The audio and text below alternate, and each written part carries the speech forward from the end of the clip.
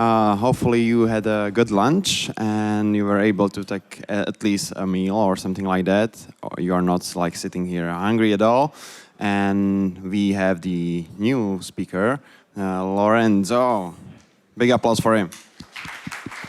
Hi.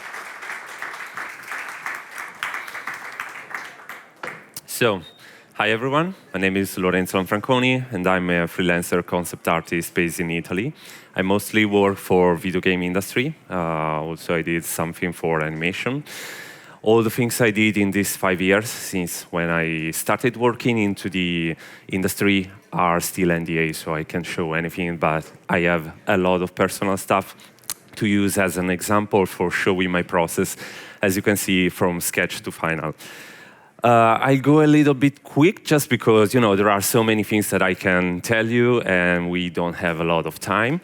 So let me put a timer so I'm sure that I don't miss anything. Okay. And let's directly start. So basically, I want to show my process that, in my opinion, is really clear and structured. And I defined over the 8 years in which I learned how to paint. I'm basically a self-taught artist. I defined this workflow in a very clear way just because I had no idea what I was doing. And I immediately understood that I needed to apply feedbacks, adjust values, colors, and all that stuff. And so I structured the layers, my file, my process in a way that every part of the painting can be adjusted during the sketch step so that you can establish, a real clear value sketch and color sketch at the beginning before to paint over. In fact, sometimes people ask me, how I choose the right colors, how I choose the right values.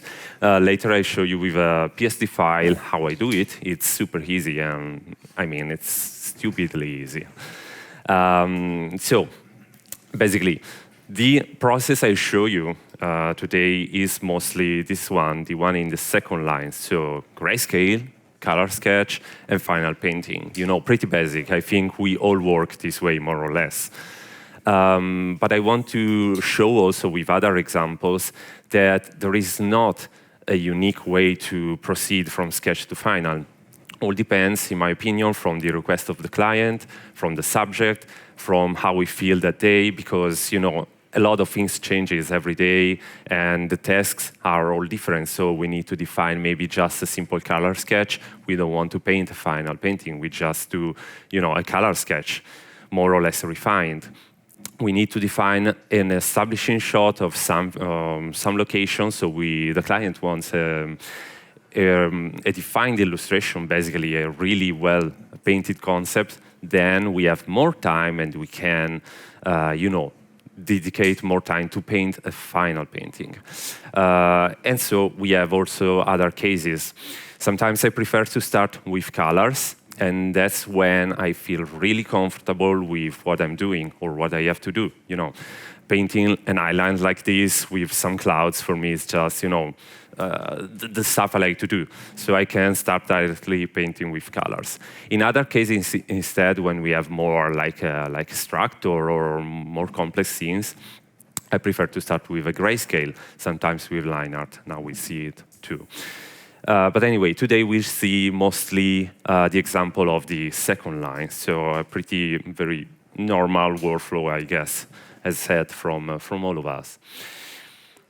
So first step, and I don't kind of lose time talking about references, values, and composition and all the stuff. We can talk for hours and hours about all these things, but we have really not too much time, so I go straight to the point following the process.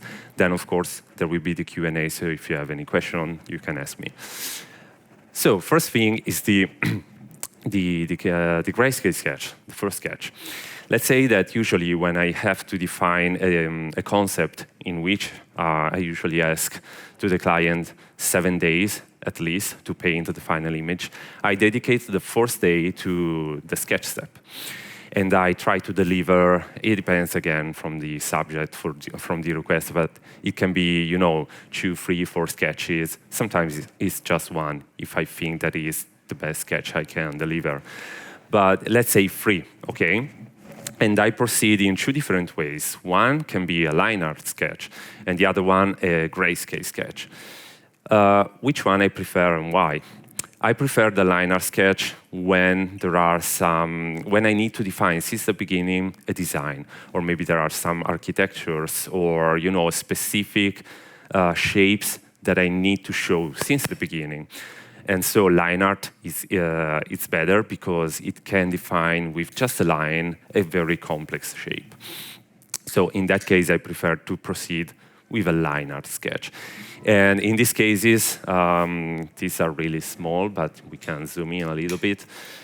In this case, wait. Okay. In this case, the line art, to me, is enough defined to also don't give any light indication potentially. I mean, I can just say to the client, okay, I imagine this like an overcast day. I put the light mostly coming from this side, but who cares? These will be things that I'll take care in the second day when I do the color sketching case. But in the line art case, I can deliver some sketches that really well define an idea, and so they are enough clear to be delivered that way. In other cases, instead, I prefer to work with grayscale, and those are the cases in which the most important thing into the image maybe is the atmosphere, the light. So we don't have any specific design to show. Like in this case, for example, we have just canyons, mountains, fields, something like that. So very organic landscapes.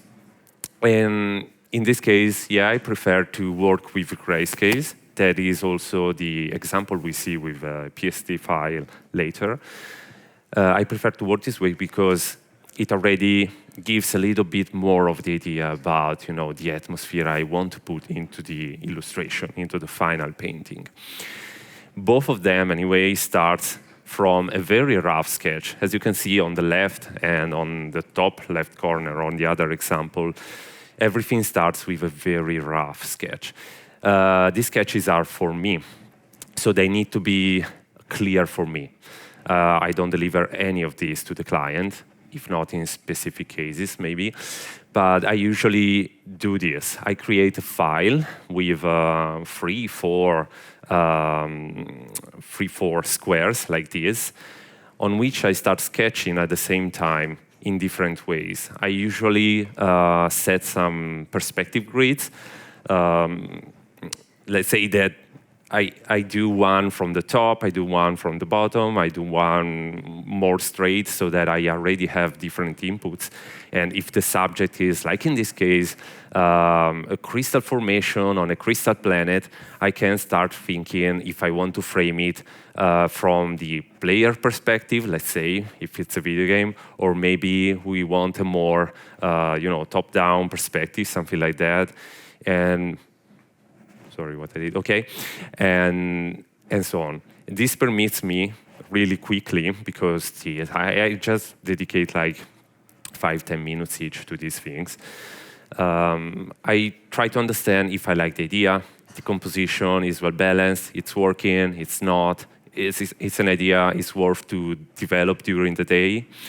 And after I have 3, 4, or less, or more of these on a single file, I can then dedicate, the rest of the hours of the day to develop or option 1, line art, or option B, the grayscale. So this is let's say, the first day and the first step. Based on this, the second day, the client gives me a little bit of feedback, or just say, okay, let's pick this and continue with that. And I move into the color sketch. So the second day for me is dedicated to catching, let's say, the 70-80% of the atmosphere of the painting I want to develop, because I know I need time to paint all the details, but at least at day 2, the client has a clear idea about my plans. And so can just say, okay, let's go for it. I start painting and so on. Here, this is the example I'll use later. We have a grayscale with different color variations. This is something I I do only if the client requires it. So usually, mostly, my task is to define a new location that needs to, show the designs, how the work is done, and so on. So I usually prefer to work with a very standard, let's say, middle morning, 10 a.m. standard light with blue sky and fluffy clouds, just because there is a nice contrast, there is a nice angle for the light, and my concept can be obviously more powerful if I frame it on sunset, sunrise, or crazy, foggy and beautiful atmospheres. But usually my job is to just define something that can be used by other people to build that stuff in 3D. So I find out that the standard light, the daily light like this, is the clearest one to read. There is a well contrast, you can read the shapes and so on. So I usually start painting something like that. Obviously, if the client has a specific request, like create more variations, and we choose, the color palette or the hours of the, of the day in which we want to see this image and so on, I can do it. And that's the case of example number 1. In other cases, like for example, on the bottom left, sorry, there is, so these were done for Magic the Gathering. And in this case, I wanted to give a little bit more of what I usually do, just because this was my first Magic card, and so I was really hyped for it. So I decided to do 4 color sketches, thing that I usually don't do. In this case, I gave a lot of options because I had many ideas. Then, of course, it depends. From some clients, they need it. Other ones have a straightforward idea. I mean, every case is different. We can talk about different options for hours again. Also in this case, I probably started from a grayscale before, and then I colored all the layers. And as you can see, the sketches just need to give the idea of the composition, about the colors I want to use. The brush strokes and the shapes here are really messy sometimes. My sketches can be cool if I dedicate them the right time and the right attention, but mostly when I do the sketches, I put the attention on balancing the values, the colors, finding the right designs, the composition, and so on. So I don't care if I deliver something that is really messy and awful. Some stuff may be more refined than other ones. Shapes can't really blend well together. You can do a very nice sketch or a sketchy sketch. I prefer to deliver something really sketchy because I dedicate more time on the important things and not on a cool sketch because the client doesn't need it. He needs the final painting. In other cases instead, and this is the case in which I work the most. So basically having a very clear layer structure, something that, again, we'll see with a PSD file in some minutes.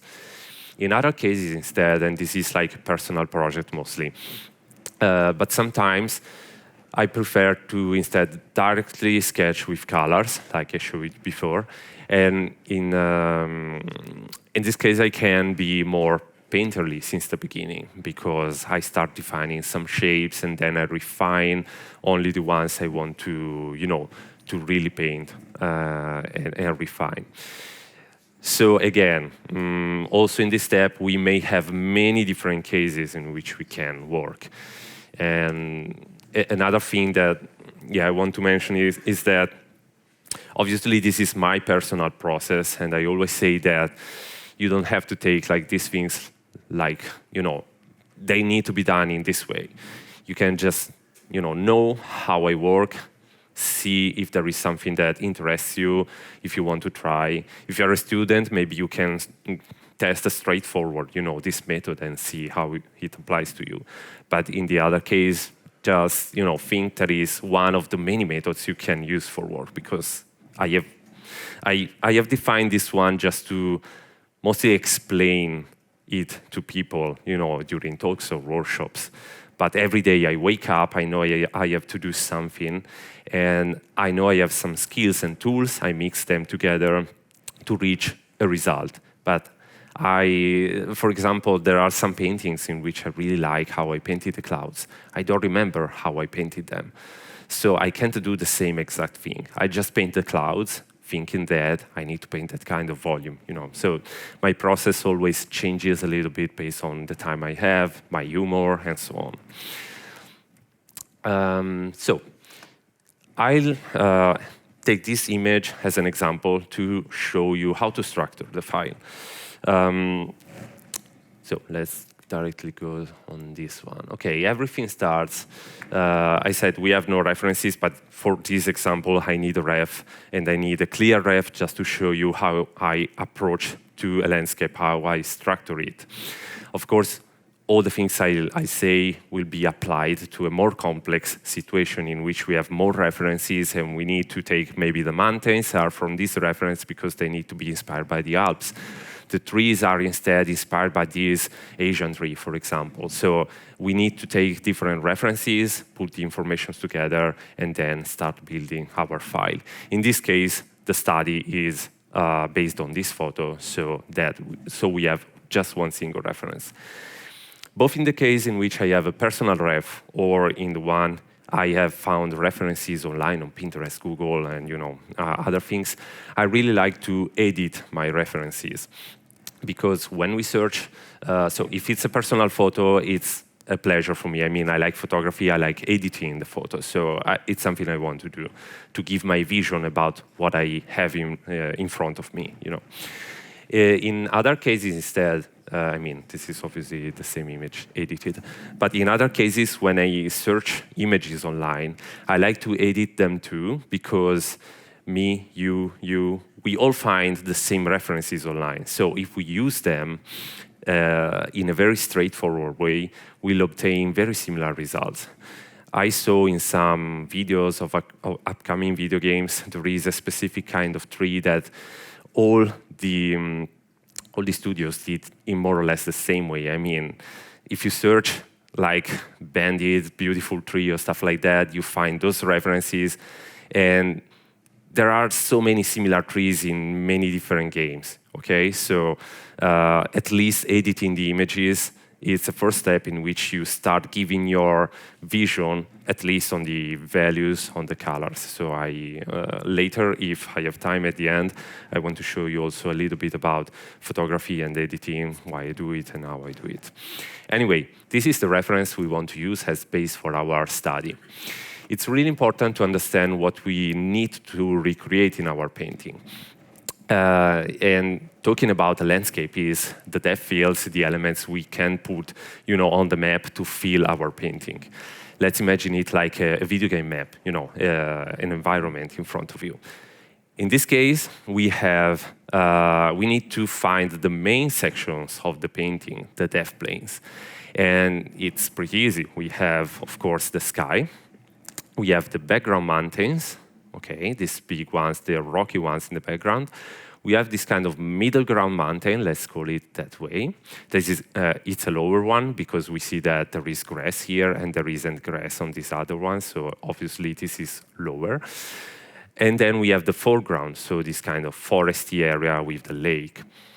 We already know that we have 1, 2, 3, 4 depth planes, so we can divide the file in 4 main sections.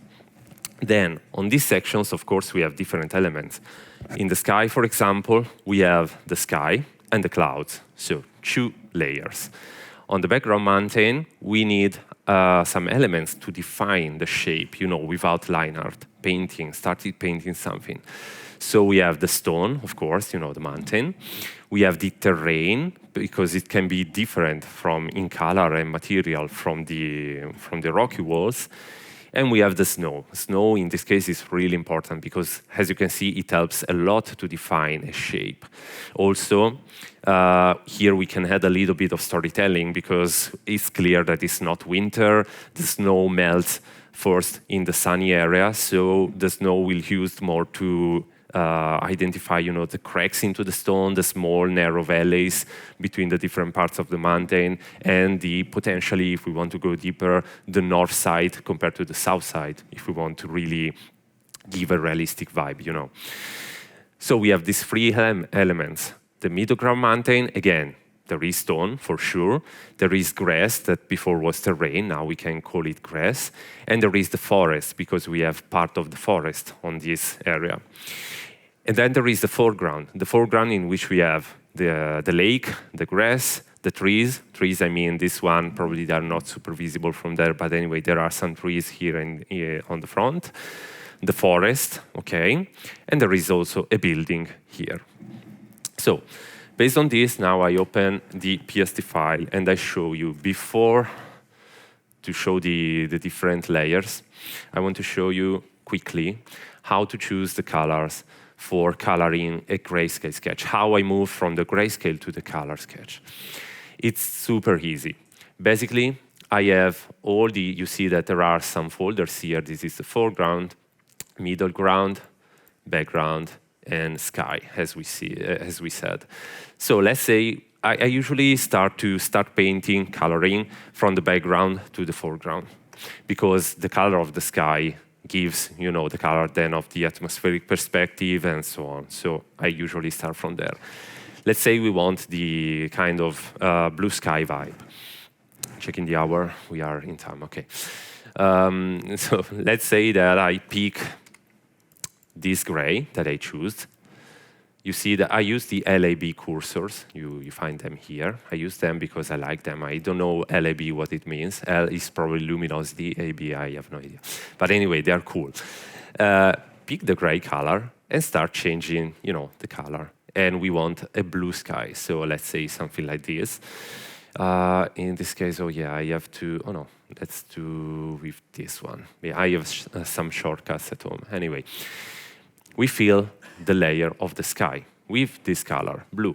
Then we have the clouds. We can block the pixels here, so that basically when we fill the layer, the pixels with a color, all the pixels on that layer are colored with the color we choose.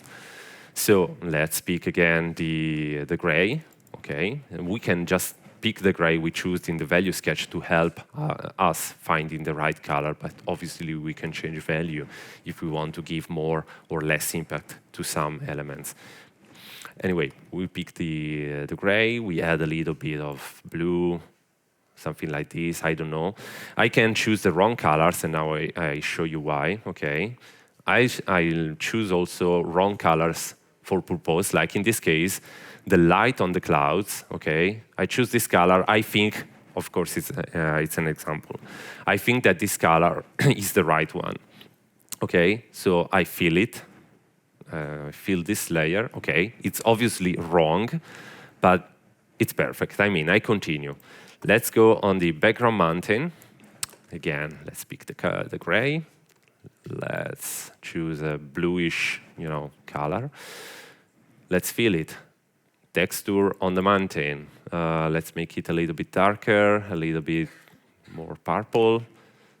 No, I don't have the shortcuts, sorry, G. Okay, let's fill it.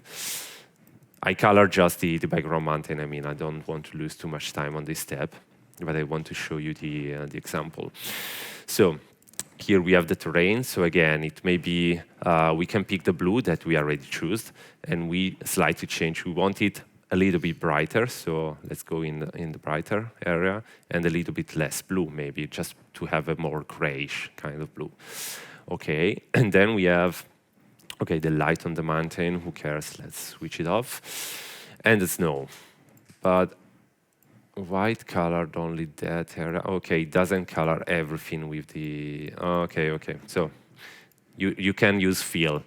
I gave an action to fill, so that with a shortcut I fill the layer with that color. You can do it too with the window actions and record the fill command on one of your shortcuts on the keyboard.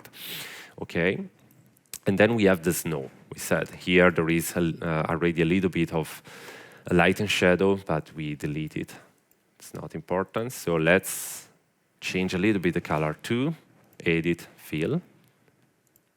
Okay, so in this case, it's obvious that the light on the clouds is wrong. Okay, but I can go, because the layers are all separated, I can go on the layer of the lights of the clouds, press Ctrl U, it opens this window, U saturation, and I can change the color and value of stuff. And here, I can choose the right color I need for my clouds. And so once I started coloring all the sections of the painting, I can balance every color with the other ones. And with this method, you can, in a few minutes, obtain many color variations, okay? They are a starting point, for creating a more evolved color sketch. So basically, this is how I translate a grayscale into a color sketch. Very easy and quick. Anyway, now let's go directly in colors, because in this case, I don't want to lose time on the grayscale. I show you how I structure all the steps that I talked about, these to-do list that I need to fill into my file.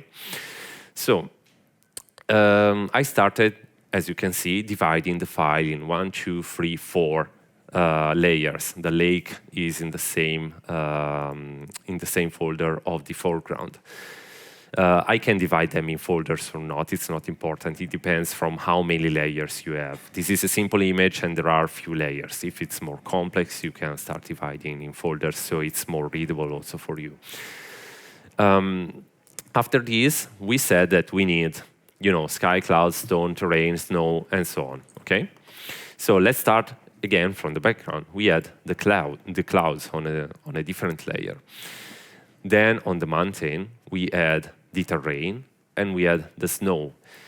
And you see how with 2 colors, 3 colors in reality, but adding 2 colors in this case, 2 elements, we can move from a flat silhouette to something that also, if it has no shadow and light already, but it's readable, more or less gives the idea about the volumes of these mountains, okay? So you need to use the elements you have in a smart way to obtain what you need. Same thing for the rest of the painting. We had the grass, we had the forest, we had the stone. Then we have the stone here.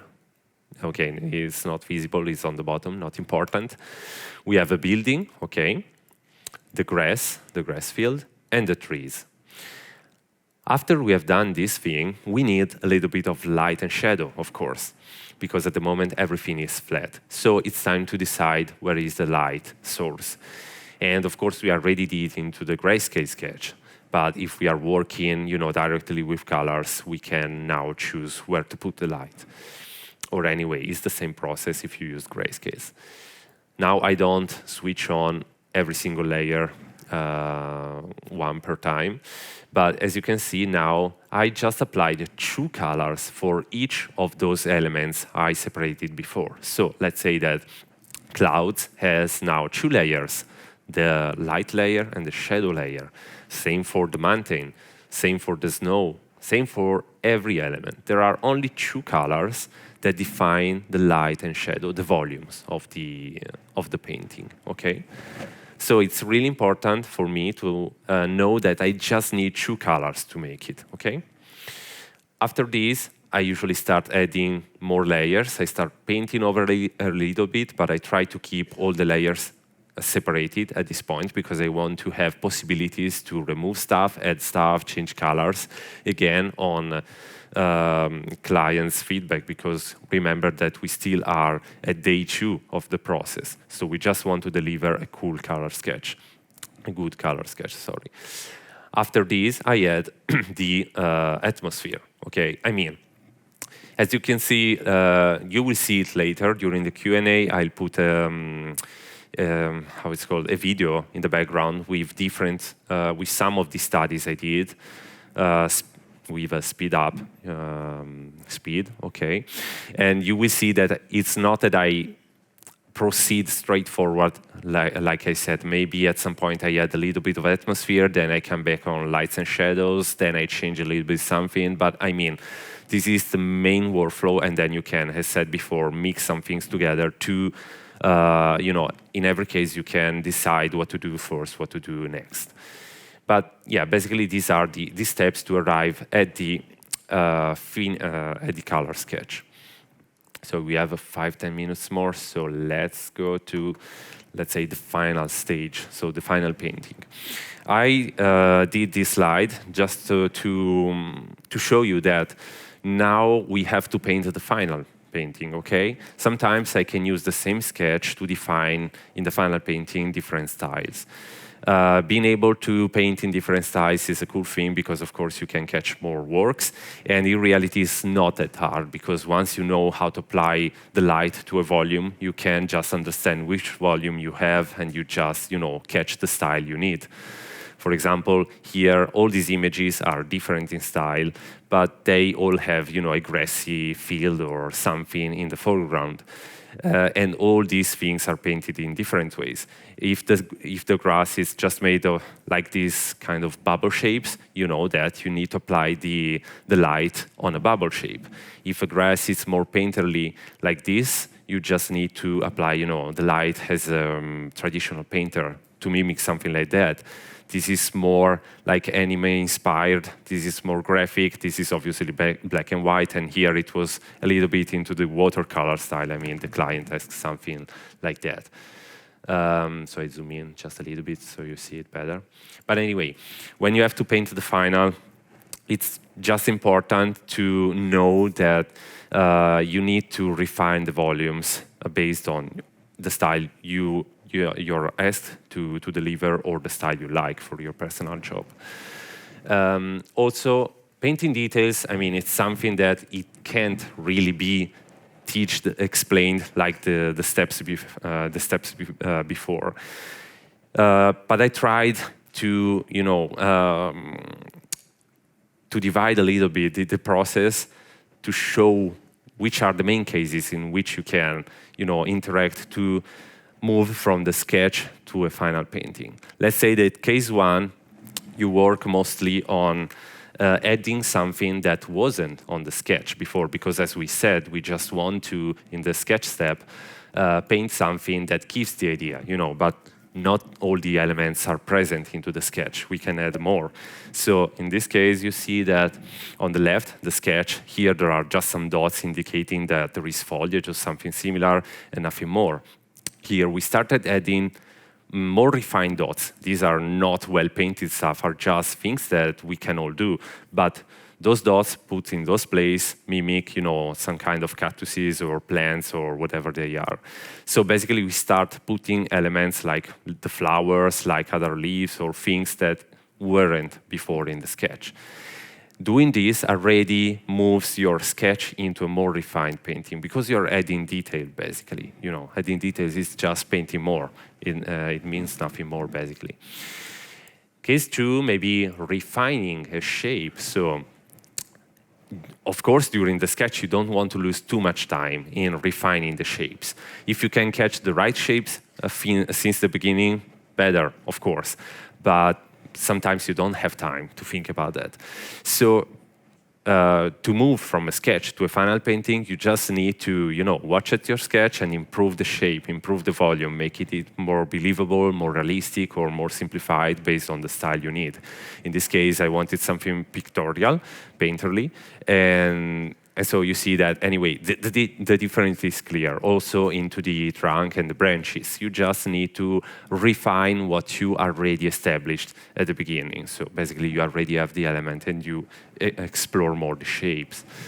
Case three, let's see that we work on color variations, like the wall here and this stone. As you can see, the shape of the wall and the stones remain the same from the sketch to the final one, okay?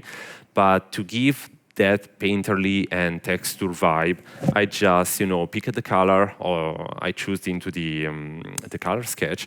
I slightly changed the LAB cursors not the L, because L works on the luminosity, so it changes the value.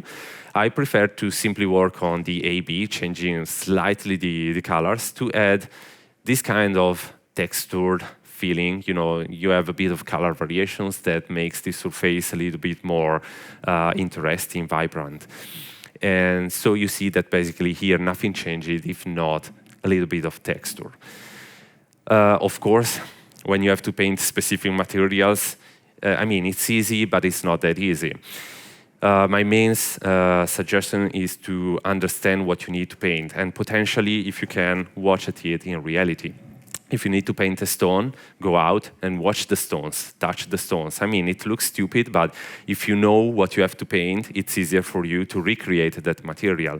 For example, I can paint very well some textures that I know, but I have never been in a desert or in a tropical island. So in those cases, I don't really know how that kind of tropical vegetation looks like in reality. I never touched it. It's not that I go out and touch everything, but I never experienced that environment. So my suggestion is to go out and shoot your references and touch things, watch things, observe it, and try to understand how to recreate those complex things into simple, paintings. Now, we have 5 minutes more? Okay. Yeah, you still can go like 5-10 minutes max. Okay. And then we have a lot of questions, I think. Okay, yes. We will. Perfect. I just want to have a little sections for references and shooting references at the end, because for me photography was really important and is really important. I learned a lot with photography, more than I learned from observing other artists and process. So I usually shoot photos with my smartphone or my reflex camera. Of course, there are pros and cons for each one. Smartphone is always in your pocket. It's really comfortable. You can you see something interesting, you take the smartphone and you shoot your photo. The reflex camera or another professional camera, it's different. You don't have the camera always with you, but of course it can give more quality in your reference, it catches more complex lights, and it gives more editing power to your image. But I really suggest, I started doing during the last couple of years, to shoot a lot of photos with your phone and edit them on your phone directly with the Lightroom mobile app. It's free and it's super awesome. You do just like a shitty photo and you edit it, it becomes really beautiful, and it gives you a lot of ideas for lights, colors, and textures and so on, because of course you are around walking into the city, hiking. You can simply just take a photo quickly about what you want, and it saves as a ref and you edit it directly. So here we have different cases also for the type of photos I shoot. First one is shooted with a reflex camera. I planned it. So basically I woke up 2 hours before the sunrise. Sunrise, unfortunately, was something like this. Cool, moody, but I expected something a bit more epic. Anyway, I was there 2 hours before. I chose the place. I explored a bit the surroundings. I chose the right composition. I shooted the photo. I edited it, and so on. So it took a long time just for a single reference. Case 2, I have my phone, I see something cool, I stop and I try to frame it in horizontal format, just because it helps me usually when I work, because I work mostly with an horizontal format instead of vertical or squared, because we want to mimic the video game or film or animation, and there is this sizes ratio that we need to respect. And case 3 is my favorite one in reality. I just take the phone, I use the square format. That is, you can't really compose a beautiful image because you don't have, the vertical or horizontal format. It's simple. You just want to catch something that catches your attention. Like in this case, the light coming from this main square in the city with the foggy and rainy vibe. The photo is obviously awful, the quality is awful, but it's not important. What is important here is the mood, the light, okay? So here I just have another site with many different photos for every case. But yeah, my favorite one is this one, because as you can see, walking around, there are so many interesting things. Here I was in a station, on a plane, in a theme park, in a wood. I mean, all places that you probably explore every week, because some of these are shooted behind my house, but because of the light, because of the weather and so on, the things continues changing and can give you different inputs. So I just created these slides to show that photography is really important in my opinion. So yeah. I think it's mostly finished. Okay, yeah, here I just did this slide to show you where I started in 2014, painting stuff, and how it went until more or less today. Back in the days, I was a little bit confused. I tried to, create simple compositions, trying to copy a little bit of other artists and concept art, but I had no idea how to structure a landscape. After I did I structured that workflow I showed you today, I started doing something like this. But in this case, these images were still a little bit unrealistic because the lights are all cut in a very sharp way. So there is not a realistic light in this, also if it looks like they are more or less realistic. So I felt like I needed to do a step more. And from this to today I started being more painterly, and that permitted me to blend more the elements one with the other and to create this kind of more realistic lights and vibes. So yeah, this is just a little bit of the progress of these years for myself. Now during the Q&A I can put behind, as I said, the time-lapse video. There are some studies, so I mean it's not just Q&A, but you can also see something. And yeah, the presentation is finished. I hope also if it was really quick and fast, I hope it gave you, a bit of inputs to work on. Yeah, we can move to the Q&A. Yeah.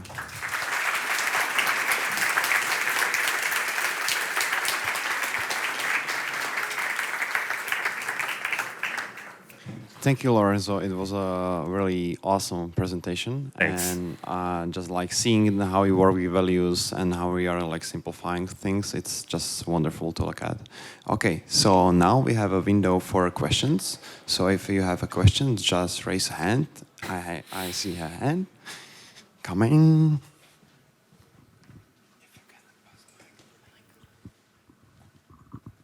Hi, I'd like to ask, your process was very insightful to see, and I was wondering if it was much, if it differed a lot when you were doing something similar, like a very urban kind of environment. Sorry, I haven't really catch the... When you're working on a very urban environment, not a natural one, Okay. does your process differ a lot from what you've shown us? No. I mean, it's always the same, both if I work on a more structure like a cityscape or a naturalistic environment. Simply, I change something, as said, in line art or grayscale, but also if I work the line art, after that, the second day I start recreating all the layers with colors, and I use the line art just as a guide, but the process is always the same. I mean, the base of the process is that I always add a new layer. Every time I want to add a color, a texture, something, a light, new layer, so that I can control it. If I like it, I blend it and paint over. If I don't like it, with Control U, I can control the value and the color of that layer, of that element. Thanks. Thank you. Okay, okay, see. Here we go. Yeah, hi. It's interesting because even when you showed us like the 2014 stuff, it's almost like we can really see like it's mountains like Lorenzo Lanfranconi. And I was wondering, like as an art student, as you're learning, I'm learning a lot of different stuff, and I don't produce like just one thing. So I was wondering, like, have you really been interested always in landscape, or did you also go to periods where you're like, oh, I want to learn other stuff and I'm not sure? Okay, yeah, so I started painting 8 years ago, but like 12 years ago, 13 years ago, I took part in a 3-year comic book school. In those years, I haven't studied anything about colors, anything about painting. I studied mostly drawing. I was mostly interested in drawing characters, but I wasn't good. And I learned anyway the basics, composition, storytelling, perspective, all those things. So when I started working by myself, studying painting, I already had the basics. And the fact that I painted already in 2014 landscapes is just that before I was painting, drawing has said other things like characters mostly, but they weren't my stuff, so that I abandoned everything at some point. But one day I received a reflex camera as a birthday gift because I was shooting a lot of photos with my phone, and my girlfriend bought me a reflex camera, said, okay, shoot this with this. It looks like you like photography, right? And I immediately loved shooting landscape photos. The problem is that I had no money to go anywhere, and I wanted to portray more beautiful stuff. In that period, I also discovered concept art, I discovered other things, and so I tried to blend all these things together, and painting gave me the opportunity to shoot faraway landscapes I couldn't reach by myself. So I started mixing that with my passion of potentially traveling all over the world. In fact, the second column I showed you into the process is it was 2017. I mean, that book was published in 2017. I painted it the year before, and it was mostly like a photographic book from all around the world, but illustrated, I wanted to shoot photos, but I couldn't, so I painted them. So it's a kind of passion. I like nature, I like landscapes, mostly. Okay, it's cool to know that it came with time. It's interesting. Thank you. Okay, we have time for another 2 questions. Yeah, I can see that.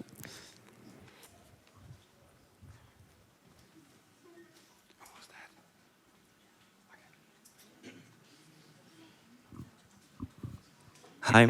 Aren't you overwhelmed with that many layers and navigating between them? Doesn't it push you outside of the flow? And how often do you find yourself painting on the wrong layer? So I never paint, no, sometimes I paint on the wrong layer, but I can notice it. I notice it, and I obviously correct myself. I can, move things, rebalance the contrast if there are some filters on top.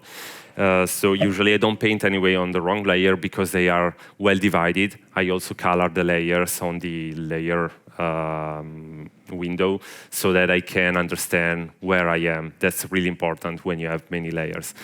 And yeah, the fact that there are many, many layers sometimes can be a little bit confusing. But, I started with maybe painting a stone with layers. The second week I was studying, trees, so I had more layers, and then I blended trees with stones, and then I painted the landscape. So it's not that at day one I had 100 layers. It was a progress, so for me it's something natural. I would just say to, structure your file in a way that it's always clear where you are. So if you want to paint there on the image, you need to go up, down into your layers, and you can easily find the right layer where to paint, of course. Thank you. I think we can squeeze one more question. So if there is a brave hand. If not, I have a question. Is it or isn't? Okay.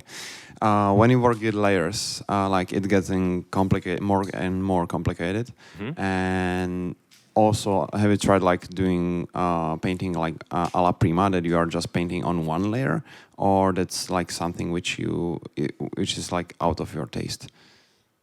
So I haven't well understood. You mean if I also paint on a single layer sometimes? Or? Yeah. It is it's sometimes if you like to do that, or all the time when you are painting, you are have structured file. Okay. No, it depends again. I mean, obviously, after I choose all the colors, all the values, and the client approves the sketch and says, okay, paint, I merge most of the layers. I just keep maybe the dev planes, the main dev planes separated.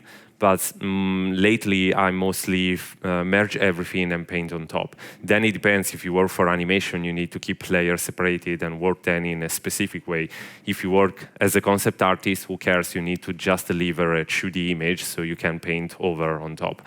And sometimes, again, it depends from what I'm painting and other things. I like to start painting on a single layer.